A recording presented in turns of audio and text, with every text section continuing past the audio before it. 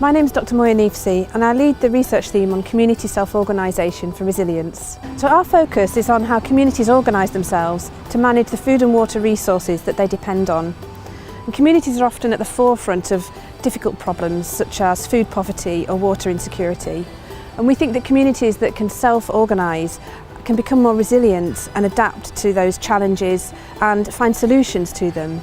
We use the word communities in the broadest sense of the term, so this could be communities of people who live together, or it could be communities who share common interests. It's a complex term, and in our research we try to engage with that complexity to understand better how communities can mobilise knowledge and resources to become more resilient.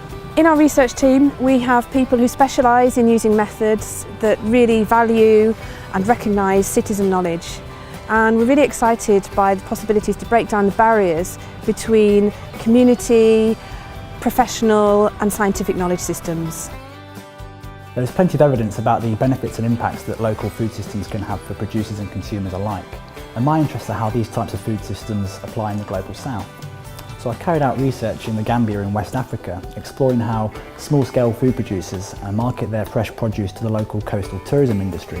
What we found is that these types of food supply chains often break down due to a lack of effective infrastructure, cold storage and communication along the supply chain, and the kind of things which we take for granted here in the Global North.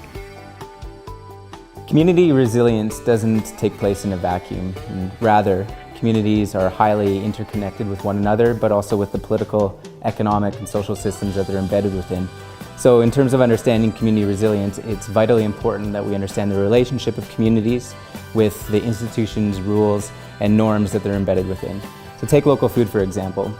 Now, local food's all the rage right now, but what we're finding in our research is that local food systems are really constrained by food safety regulations that are crafted for industrial scale agricultural systems. So what I do in my research is I work with communities to both build local food systems, but also to engage in political processes to contest and try to change food safety regulations.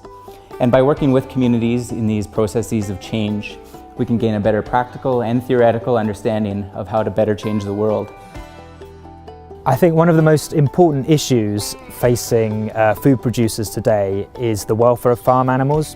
This is an issue which is important to farmers as they try to provide food for a growing population with growing demands for meat and animal products. But it's also an issue that's crucially important to communities of food consumers. And many of these consumers identify farm animal welfare as being a key component of resilient and sustainable food systems. We want to do research which has an impact on the communities we work with. And we're keen to hear from other people who share our aspirations. Ultimately, we want our research to contribute to a world which is more just, more caring and more resilient.